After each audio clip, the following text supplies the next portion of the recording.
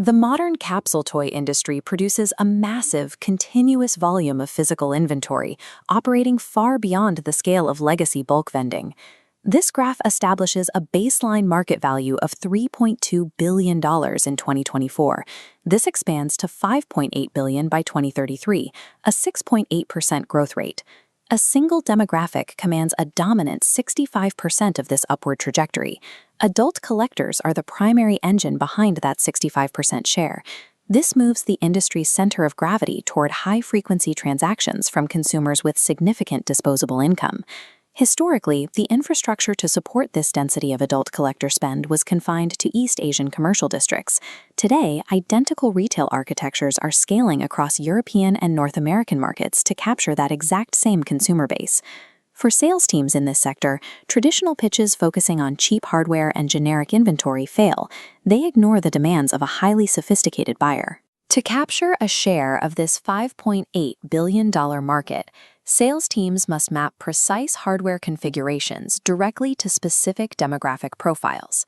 This segment matrix maps end users to specific hardware and intellectual property.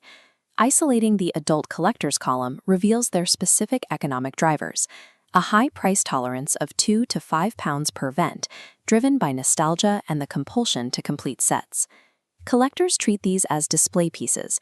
They value the precision and detail of the modeling over simple play utility. The first friction point for this demographic is hardware incompatibility. When a premium capsule jams inside a cheap dispenser, it breaks the unboxing ritual. The location loses a repeat customer. The second pain point is payment friction. Adult collectors execute multiple pulls consecutively to complete a set. They require seamless, cashless payment integration to facilitate those impulse transactions. The third is counterfeit fatigue. This demographic has zero tolerance for unlicensed or knockoff intellectual property. When pitching to specialty stores and transit hubs, the strategy is specific. Propose high-density, cashless upgraded machine walls. Securing adult collectors requires providing operators with authentic branded products, deployed through frictionless, high-capacity hardware to secure that £5 per vend margin. As the matrix shifts to the children and families column, the hardware requirements change. Here, the standard is a 4-hand modular configuration. The purchasing drivers in this segment prioritize immediate visual gratification and popular Western IP, heavily featuring Disney or Marvel properties. Target locations include supermarkets to family restaurants and family entertainment centers. Foot traffic in these specific locations triggers a 30% surge in machine usage during weekends and holidays. The pain points here affect the parents: empty machines, broken coin mechanisms, and a failure to deliver the expected prize-every-time guarantee. Pitching against these pain points requires demonstrating the physical engineering of the Tomy Gotcha system, which utilizes heavy-duty metal gears and high-impact polycarbonate. The modular 4-head design provides enough visual variety to capture repeat play without overwhelming the strict spatial limits of a retail floor. In the family segment, mechanical reliability is the actual product. Machine downtime during a weekend traffic spike strips revenue from the operator and burns consumer trust. Mapping the end user is only half the strategy. We also have to address the direct B2B buyer, the operator managing the fleet. This pie chart details constraints restricting revenue.